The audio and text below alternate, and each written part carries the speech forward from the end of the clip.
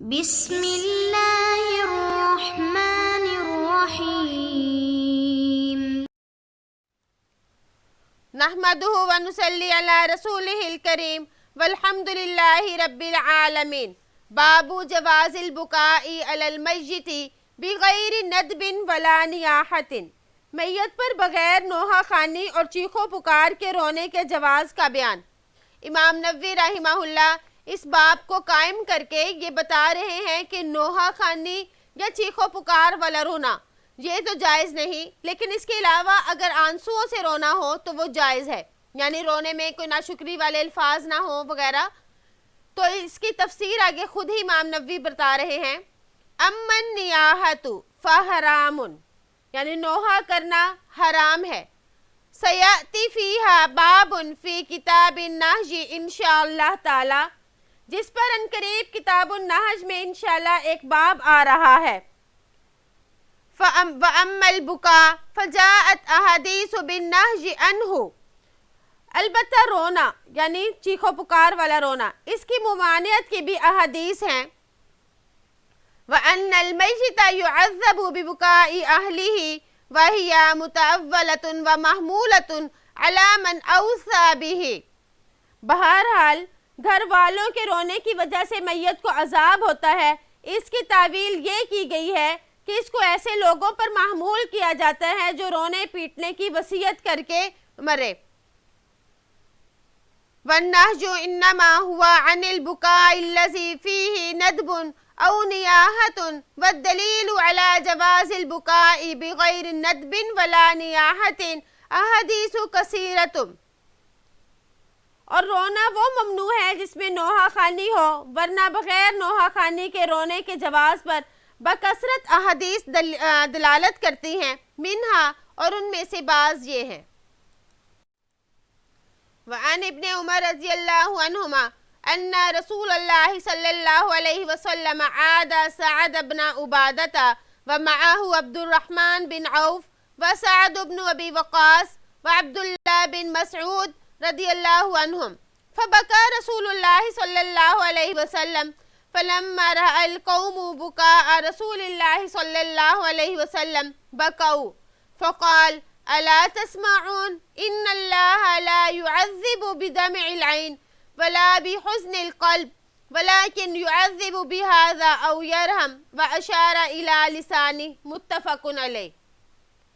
حضرت ابن عمر رضی اللہ عنہما سے روایت ہے کہ آپ صلی اللہ علیہ وآلہ وسلم نے حضرت سعد بن عبادہ رضی اللہ عنہ کی عیادت کی، اور آپ کے ساتھ عبد الرحمن بن عوف، سعد بن ابی وقاص، عبداللہ بن مسعود رضی اللہ عنہم بھی تھے۔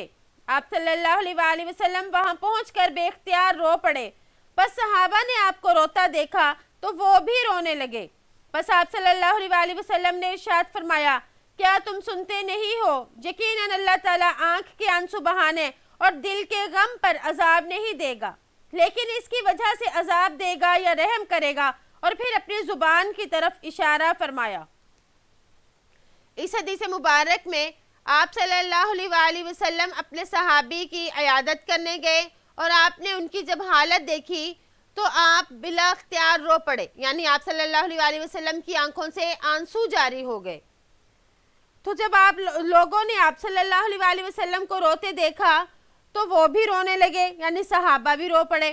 مطلب یہ کہ شدت غم سے اگر آنکھوں سے آنسو جاری ہو جائے اور دل پریشان ہو تو یہ فطری امر ہے، اس میں آدمی کو کوئی اختیار نہیں، اور شریعت میں بھی اس کو ناجائز نہیں کہا، اور اس طرح کے رونے پر کسی قسم کا کوئی مواخذہ بھی نہیں ہے۔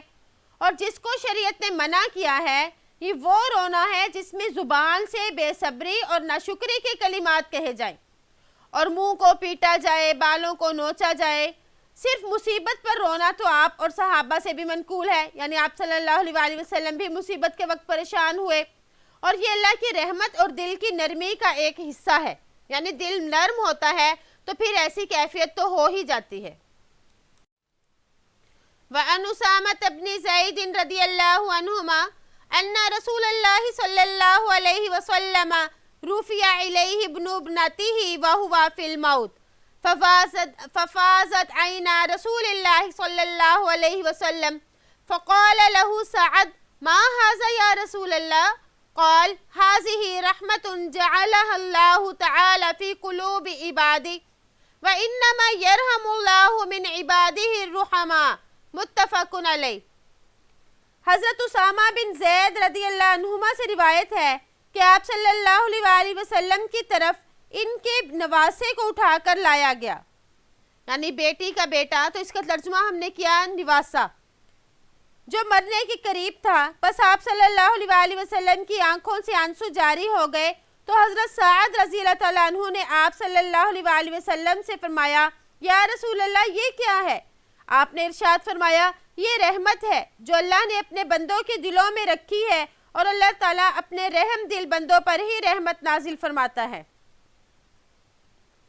اس حدیث مبارک میں بھی آپ صلی اللہ علیہ وآلہ وسلم کے رونے کا تذکرہ، یعنی آنکھوں سے آنسو جاری ہونے کا تذکرہ ہے، گویا کہ آنسوؤں کے ساتھ رونا جائز ہے اور یہ منع نہیں۔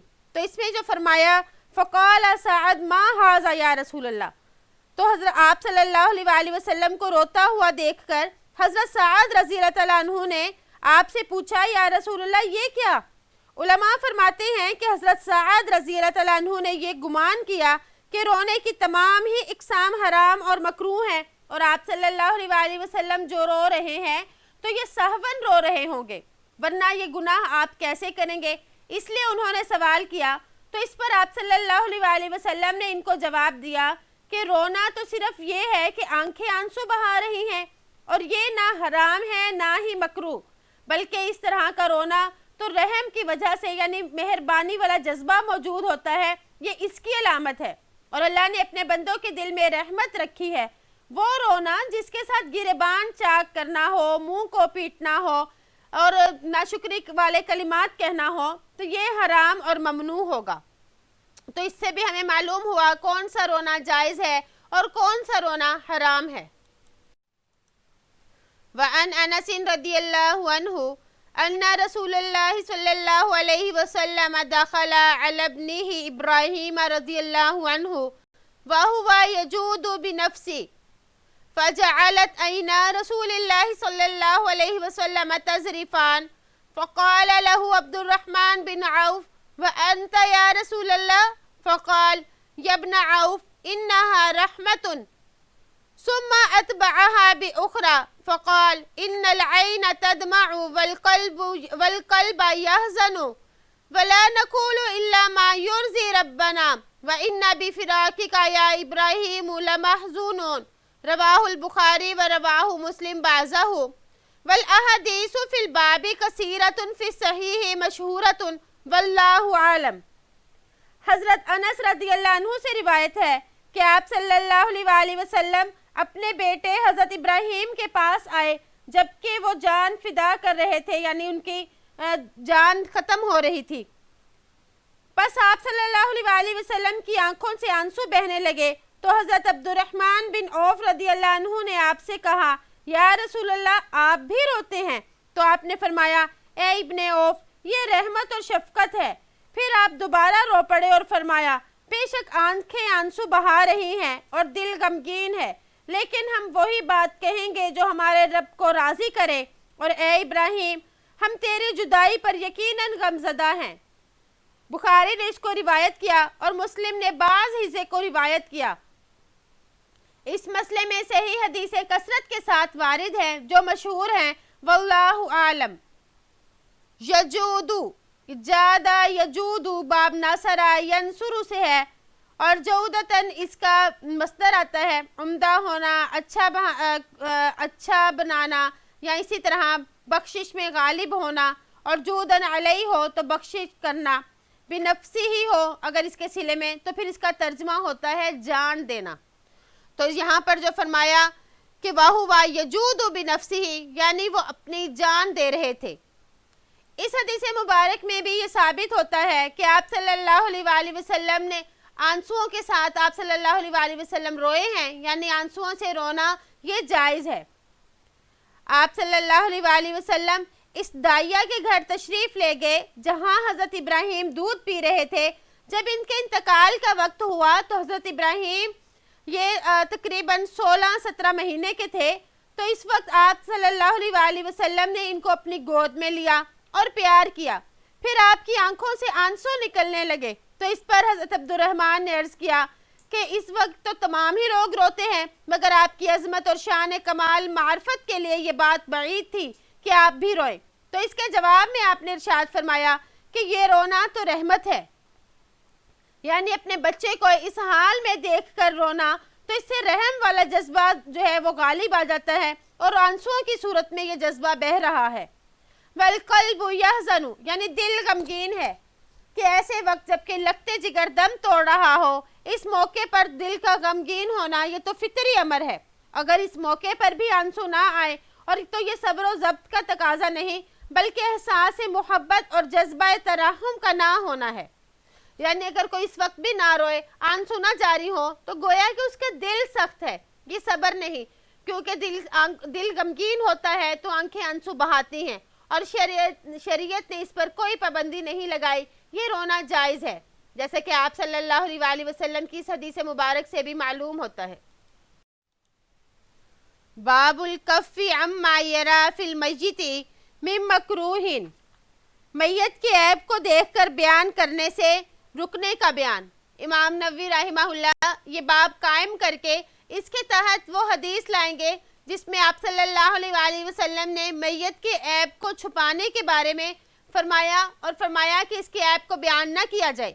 اور جو شخص کسی میت کو نہلا رہا ہو یا کفنا رہا ہو اور اس وقت اس میں کوئی عیب کا اس پر ظاہر ہو، اس کا کوئی عیب، تو اسے چاہیے کہ اسے بالکل نہ ظاہر کرے، تو اللہ تعالیٰ اس شخص کے بھی عیب کی پردہ پوشی فرمائیں گے. ان ابی رافع اسلم مولا رسول اللہ صلی اللہ علیہ وسلم ان رسول اللہ صلی اللہ علیہ وسلم قال من غسل میتا فکتم علیہ غفر اللہ له 40 مرہ، رواہ الحاکم وقال حدیث صحیح علی شرط مسلم. حضرت ابو رافع اسلم رسول اللہ صلی اللہ علیہ وآلہ وسلم کے آزاد کردہ غلام سے روایت ہے کہ آپ نے ارشاد فرمایا جو شخص کسی میت کو غسل دے پس وہ اس کے پردہ پوشی کرے تو اللہ تعالیٰ اسے 40 مرتبہ معاف فرمائیں گے. حاکم نے اس کو روایت کیا اور فرمایا یہ حدیث صحیح ہے مسلم کی شرط پر. کاتامہ کا مطلب ہوتا ہے چھپانا یا پوشیدہ کرنا، پوشیدہ رکھنا. اور کبھی کاتامہ متعدی ہوتا ہے 2 مفعول کی طرف اور کہا جاتا ہے کتمتو زید الحدیث، میں نے زید سے بات چھپائی.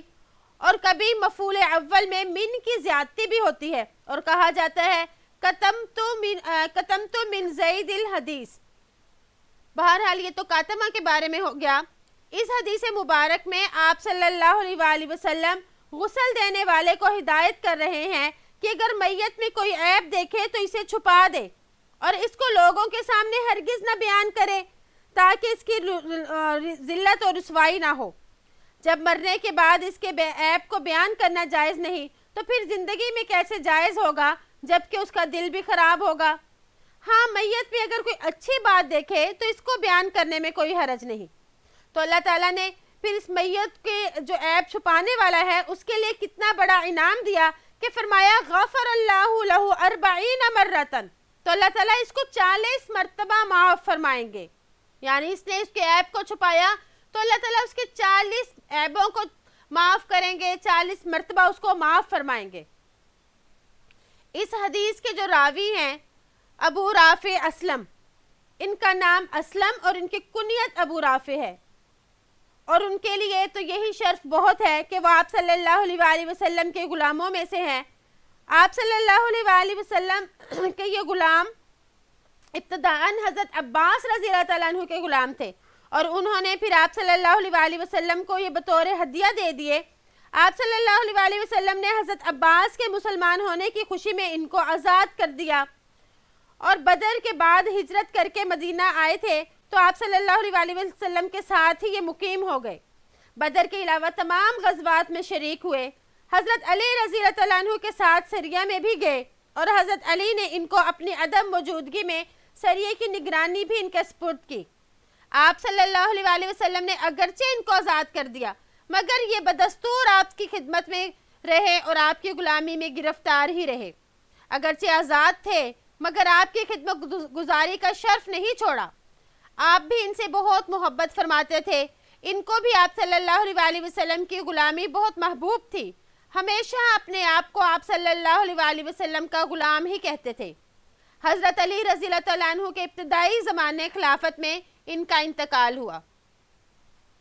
تو اس سے ہمیں معلوم ہوا کہ غسل دینا جس طرح کے ایک فضیلت والا عمل ہے، لیکن اس کا ایک ادب بھی ہے کہ غسل دینے کے دوران کوئی عیب ظاہر نہ کرے. تو اللہ تعالیٰ سے دعا ہے کہ اللہ تعالیٰ ہمیں ان تمام سنتوں پر عمل کرنے والا بنائے.